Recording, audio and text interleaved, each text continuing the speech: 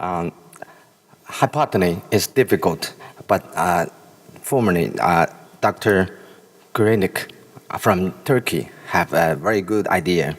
I have another approach. This is not first introduced by me. Glaucoma guys use TMP to induce open-angle glaucoma in animal model, but we use it clinically to treat hypotony.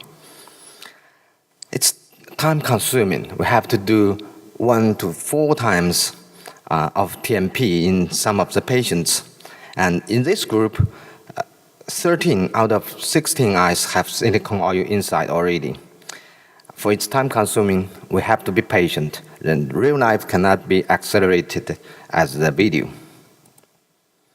For example, the patient suffered from hypotony, and we treated 3 TMPs during half a year and waited for more than 1 year, and then the intraocular pressure gradually become normal.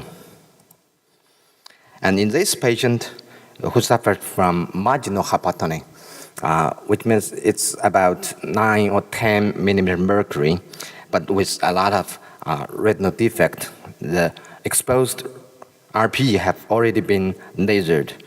And when we took out the silicone oil, we are afraid the intraocular pressure may drop.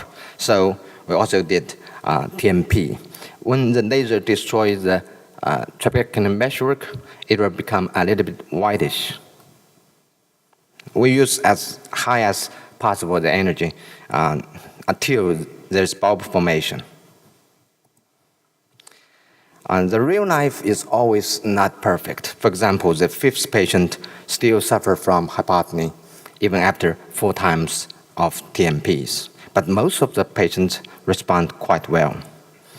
And silicone oil in 6 eyes have been removed, and the intraocular pressure was normal, and the cure rate of hypotony was 75%, and the average increase of the intraocular pressure was 3.82 millimeter mercury, and statistically different.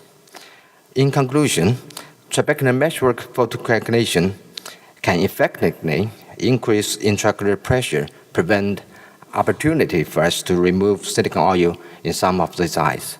Thank you.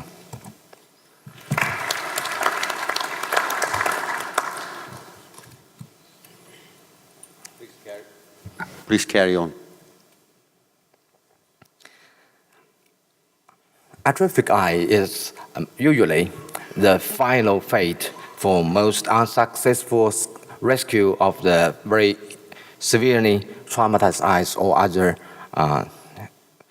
intraocular procedures. It might be the most difficult part of my work.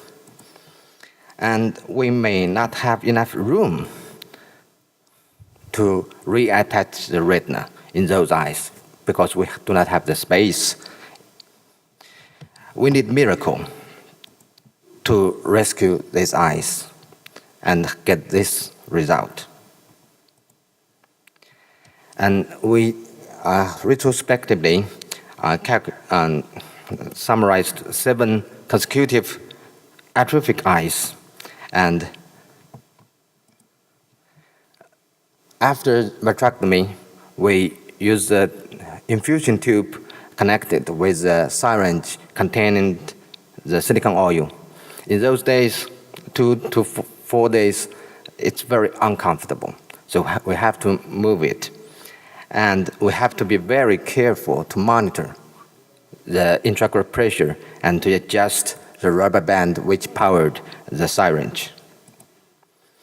This patient, we injected 4.7 milliliter of silicone oil inside the eye, and in the 2 days after that, 1.6 milliliter of silicone oil get out of the syringe, and nearly half milliliter inside the eye. And we can see the water under the oil from CT, which means it will be safe for us to remove the silicone oil. And it is safe, and the result is quite encouraged. The retina is reattached, and the visual corrected visual acuity was 0.3. This is the other patient. We also find the new moon-like water under the oil, so we also removed the oil. In average, the total volume of silicone oil inside the eye at the end was 5.34, which is obviously more than that at the end of vitrectomy. And half of the silicone oil out of syringe get into the eye. At the end, the total volume of the eyeball, the intraocular pressure, and the axial length of the eye is almost normal. So in conclusion, EAV combined with continuous intraocular injection of silicone oil in early atrophic eyeball can be very effective, easy, and extremely cheap. But we have to pay more attention to monitor the intraocular pressure and to adjust the rubber band very carefully. Thank you.